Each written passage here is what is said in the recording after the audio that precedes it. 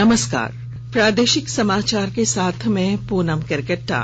पहले मुख्य समाचार। प्रधानमंत्री ने कहा, बायो सीएनजी संयंत्र शहरों को स्वच्छ और प्रदूषण मुक्त बनाने में करेंगे मदद। सरकार अगले 2 वर्षों में 75 बड़े नगर निगमों में लगाएगी इस तरह के संयंत्र। झारखंड जगुआर के 14वें स्थापना दिवस पर मुख्यमंत्री ने बढ़ाया जवानों का हौसला। कहा, नक्सल विरोधी अभियान की सफलता में इस सुरक्षा एजेंसी की अहम भूमिका। नक्सलियों के खिलाफ चलाए जा रहे राज्यव्यापी अभियान में पुलिस को बड़ी सफलता। गिरिडीह में 2 और पलामू में 1 उग्रवादी गिरफ्तार। लोहरदगा में भी बड़ी कामयाबी। और चतरा जिले के ईटखोरी में 3 दिवसीय राजकीय महोत्सव शुरू। मंत्री सत्यानंद भोक्ता ने किया उद्घाटन। पूजा अर्चना कर राज्य की खुशहाली की कामना। और अब समाचारों में आगे बढ़ने से पहले जरूरी संदेश। कोरोना वायरस के नए स्वरूप ओमिक्रॉन को देखते हुए आपसे अपील है कि सतर्क रहें और पूर्ण टीकाकरण कराएं। 15 से 18 वर्ष के किशोरों और अन्य लोगों के टीकाकरण में भी मदद करें। सुरक्षित रहने के लिए कृपया 3 सरल उपायों का पालन अवश्य करें। मास्क पहनें, 2 गज की सुरक्षित दूरी बनाए रखें, हाथ और चेहरा साफ रखें। कोविड संबंधी किसी भी जानकारी और सलाह के लिए राष्ट्रीय हेल्पलाइन नंबर 011-2397-8046 और 1075 पर संपर्क करें। वहीं राज्य हेल्पलाइन नंबर 104 डायल कर किसी भी समस्या का त्वरित समाधान लिया जा सकता है। प्रधानमंत्री नरेंद्र मोदी ने कहा है कि बायो सीएनजी संयंत्र शहरों को स्वच्छ और प्रदूषण मुक्त बनाने में मदद करेंगे। उन्होंने आज मध्य प्रदेश के इंदौर में वीडियो कॉन्फ्रेंसिंग के जरिए गोबरधन बायो सीएनजी प्लांट का उद्घाटन करते हुए कहा कि सरकार अगले 2 वर्षों में 75 बड़े नगर निगमों में इस तरह के संयंत्र बनाएगी। ये अभियान भारत के शहरों को स्वच्छ बनाने, प्रदूषण रहित बनाने, क्लीन एनर्जी की दिशा में बहुत मदद करेगा। और अब तो शहरों में ही नहीं बल्कि देश के गांवों में भी हजारों की संख्या में गोबरधन बायोगैस प्लांट लगाए जा रहे हैं। इनसे हमारे पशुपालकों को गोबर से भी अतिरिक्त आय मिलनी शुरू हुई है। शहर में घरों से निकला गीला कचरा हो, गांव में पशुओं खेतों से मिला कचरा हो, ये सब एक तरह से गोबरधन ही है। शहर के कचरे और पशुधन से गोबरधन, फिर गोबरधन से स्वच्छ इंजन, फिर स्वच्छ ईंधन से ऊर्जा धन, ये श्रृंखला जीवन धन का निर्माण करती है। प्रधानमंत्री नरेंद्र मोदी ने कहा है कि ड्रोन का उपयोग अनेक क्षेत्रों में बदलाव लाने वाला साबित होगा। किसान ड्रोन को नए दौर की क्रांति बताते हुए प्रधानमंत्री ने कल 100 किसान ड्रोन का शुभारंभ किया। मानेसर में किसानों को वर्चुअली संबोधित करते हुए श्री मोदी ने कहा कि इस विशेष अभियान का उद्देश्य बाजार तक उत्पादों की आसान पहुंच सुनिश्चित कर किसानों की मदद करना है। उन्होंने कहा कि इससे किसानों की आय बढ़ेगी। प्रधानमंत्री नरेंद्र मोदी ने आज अपने निवास पर अफगानिस्तान के सिख और हिंदू शिष्टमंडल से मुलाकात की। इससे पहले कल प्रधानमंत्री नरेंद्र मोदी और संयुक्त अरब अमारात के युवराज शेख मोहम्मद बिन जायद अल नहयान ने सभी क्षेत्रों में आपसी संबंधों में हो रही प्रगति पर संतोष व्यक्त किया। मुख्यमंत्री हेमंत सोरेन ने कहा है कि राज्य में चलाए जा रहे नक्सल विरोधी अभियान की सफलता में झारखंड जगुआर की अहम भूमिका रही है। वे आज झारखंड जगुआर के 14वें स्थापना दिवस समारोह को संबोधित कर रहे थे। इस दौरान उन्होंने शहीद जवानों को श्रद्धांजलि दी और उनके परिजनों को सम्मानित किया। आज झारखंड जगुआर एक ऐसे मकाम पर पहुंचा है, निश्चित रूप से आज ये परिचय के मोहताज नहीं। इस लंबे सफर पे कई जवानों को हमने खोया, शहीद हुए और विशेष रूप से झारखंड जैसे खूबसूरत प्राकृतिक सौंदर्य के बीच जो एक डर और भय का माहौल नक्सलियों ने बना रखा था, आज पुनः हमारे राज्य के ये झारखंड जगुआर के जवानों ने जिस तरीके से बहुत तेजी से एक अभियान के तहत नक्सलियों पर काबू पाया, दर्जनों नक्सलियों को आपने ढेर किया, अनेकों पदकों से आप नवाजे गए। मैं शहीद हुए सभी जवानों को सलाम और श्रद्धांजलि अर्पित करता हूं और आपकी विजेता पर ढेर सारी शुभकामनाएं। कार्यक्रम में सूबे के पुलिस महानिदेशक नीरज सिन्हा भी शामिल हुए। लोहरदगा जिले में भी सुरक्षा बलों को नक्सली संगठन भाकपा माओवादी के खिलाफ बड़ी कामयाबी मिलने की बात सामने आ रही है।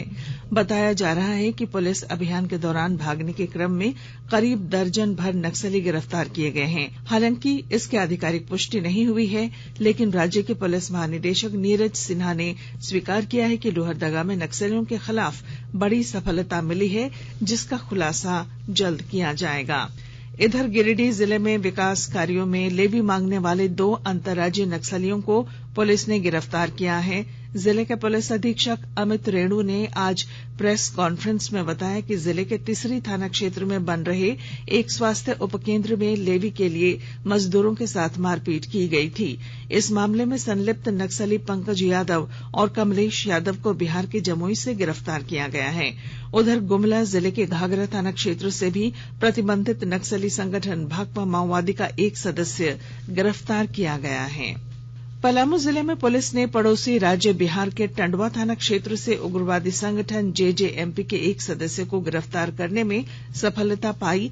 हुसैनाबाद के अनुमंडल पुलिस पदाधिकारी पूज्य प्रकाश ने बताया कि पुलिस अधीक्षक को हुसैनाबाद थाना क्षेत्र का एक नामजद आरोपी नरेश राम बिहार के टंडवा थाना क्षेत्र के बेनी गांव आने वाला है, इसकी गुप्त सूचना मिली थी। इधर जिले के मेदिनीनगर सदर थाना पुलिस ने एक युवक को 2 देसी हथियार के साथ गिरफ्तार किया है। युवक ने जमीन विवाद में 2 दिन पूर्व अपने ही गांव के एक व्यक्ति पर गोली चला दी थी। आकाशवाणी के ताजा तरीन समाचारों के लिए आप हमारी वेबसाइट newsonair.com पर लॉग ऑन कर सकते हैं। ताजा समाचार Twitter handle @AIR News Alerts और Facebook page all India radio news पर भी उपलब्ध है।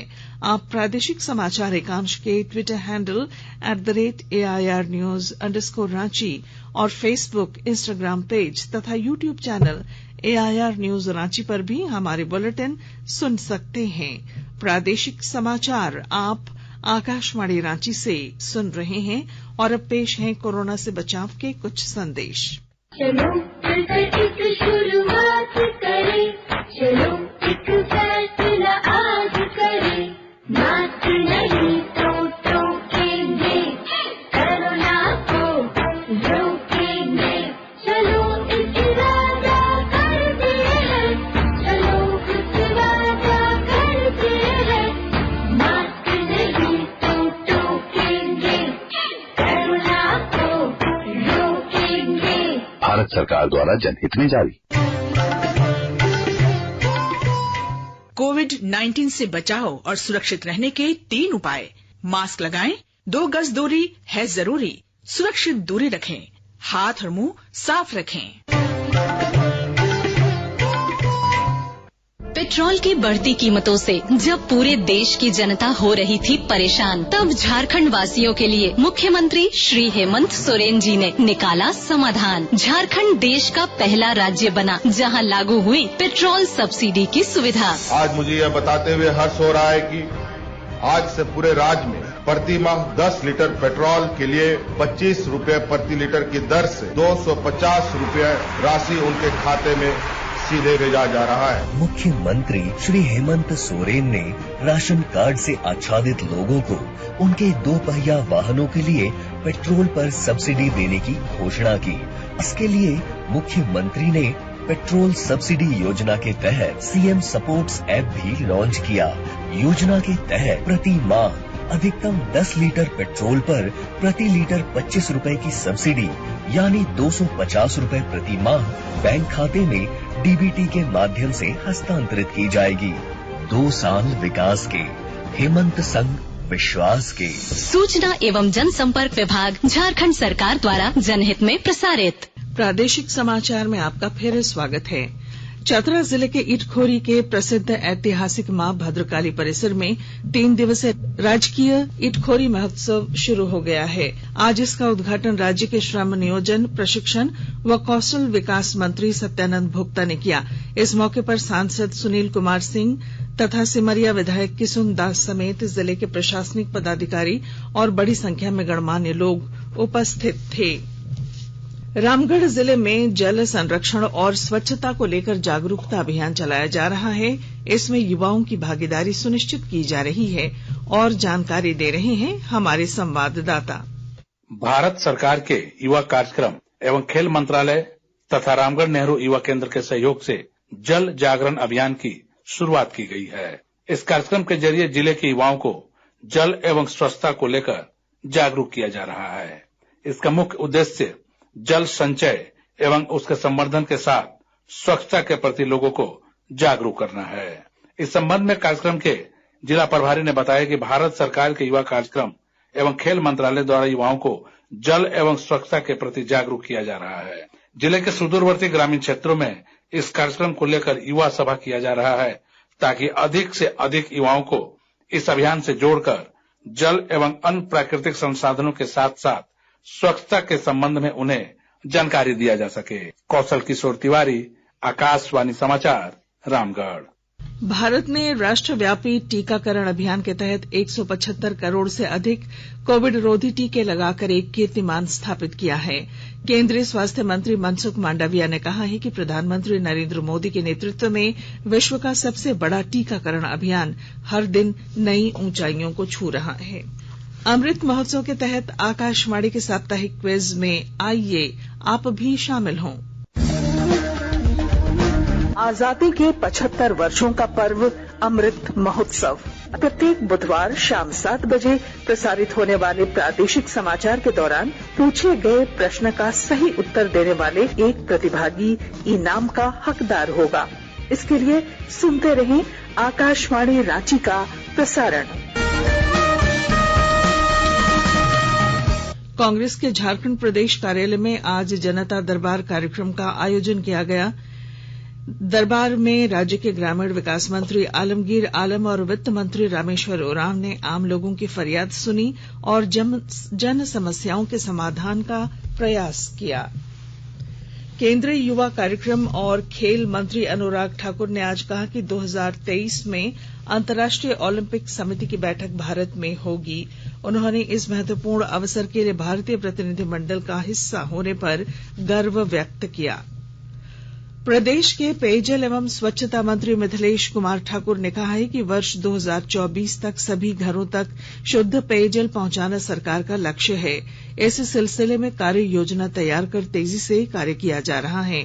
बोकारो परिसदन में पत्रकारों को संबोधित करते हुए उन्होंने कहा कि पेयजल आपूर्ति कार्य में कोताही बरत रही कार्य एजेंसियों के खिलाफ कार्रवाई की जा रही है। भाजपा के प्रदेश अध्यक्ष दीपक प्रकाश ने कहा है कि राज्य सरकार भाषा विवाद को बढ़ावा देकर राज्य में अशांति फैलाना चाहती है। श्री प्रकाश आज जमशेदपुर में पत्रकार सम्मेलन को संबोधित कर रहे थे।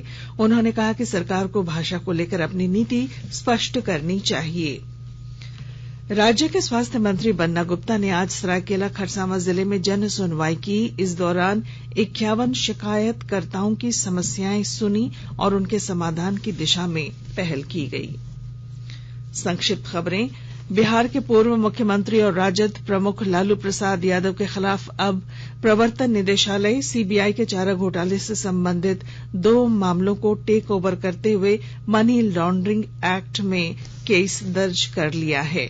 गोड्डा जिले के स्पेशल पोक्सो कोर्ट से एडीजे तृतीय जनार्दन सिंह की अदालत ने एक नाबालिग के साथ दुष्कर्म करने के एक आरोपी को 30 वर्ष सश्रम कारावास की सजा सुनाई है। अंतर्राज्यीय वाहन चोर गिरोह के 2 सदस्यों को कोडरमा पुलिस ने गिरफ्तार कर लिया है और गढ़वा जिले के चिनिया थाना क्षेत्र में एक युवक की हत्या कर दी गई। आज सुबह उसका शव जंगल से बरामद किया गया। और अब अंत में मुख्य समाचार। प्रधानमंत्री ने कहा बायो सीएनजी संयंत्र शहरों को स्वच्छ और प्रदूषण मुक्त बनाने में करेंगे मदद। सरकार अगले 2 वर्षों में 75 बड़े नगर निगमों में लगाएगी इस तरह के संयंत्र। झारखंड जगुआर के 14वें स्थापना दिवस पर मुख्यमंत्री ने बढ़ाया जवानों का हौसला। कहा नक्सल विरोधी अभियान की सफलता में इस सुरक्षा एजेंसी की अहम भूमिका।